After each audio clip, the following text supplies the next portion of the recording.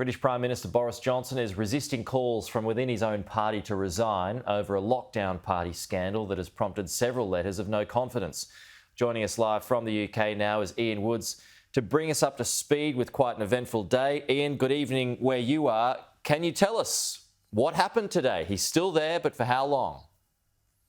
He is there for the moment, but this rather feels like a slow-motion car crash where Boris Johnson is like a car veering all over the road, clipping passers-by, but we're still waiting for the head-on impact. That will come when 54 of his MPs put letters of complaint essentially into the party to say that they have no confidence in him and that there should be a leadership election, or when senior civil servant Sue Gray comes back with her report into the culture at 10 Downing Street, which is then to be dubbed in some places Downing 10 Street because of the number of wine bottles that have been seen going into the building for people to have parties with. Yesterday, in an interview, Boris Johnson was very contrite, broken even, according to those who watched it. But today he was far more bullish in Prime Minister's questions, defending his record and insisting that we all had to wait for Sue Gray's report before finding out exactly what happened with all of those parties. But the thing is that everyone seems to be losing patience with him, including one of his own MPs who defected from the Conservative benches and marched across to the other side to join Labour, and a senior Conservative, David Davis, who was once a member of Theresa May's cabinet, said to him, "It is time for you to go." Ian, is there any way that you can see that Boris Johnson could possibly survive this? Well, if Sue Gray's report says that lays out some facts but doesn't actually blame the Prime Minister, he could ride it out. But the trouble is that there are an awful lot of his MPs who've seen enough from the opinion polls that say that Boris Johnson is simply no longer trusted. I'll give you an example.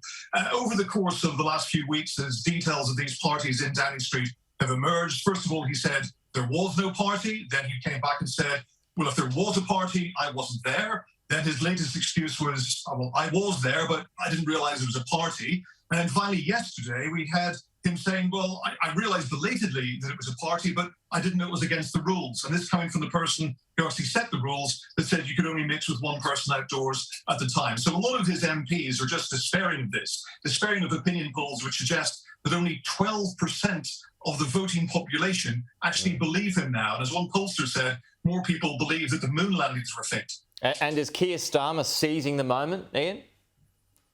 He is. I mean, he wasn't able to drive home his advantage totally today, but he still made Boris Johnson feel very uncomfortable. And the trouble is, as Boris Johnson is made uncomfortable by the defection of one of his own MPs, you'll find that some Tory MPs who are kind of sitting on the fence, not knowing quite which way to go, they actually feel a little bit sorry for him at the moment. So some suggestion that the letters may be withheld until we actually see what happens in Sue Gray's report. But regardless of what happens with that, whether he survives in the coming weeks, it seems certain that he won't fight the next general election because he's too damaged in the eyes of the population who've kept the rules of lockdown and watched as the Prime Minister has broken them. Ian Woods, good to see you as always. We'll talk to you again soon.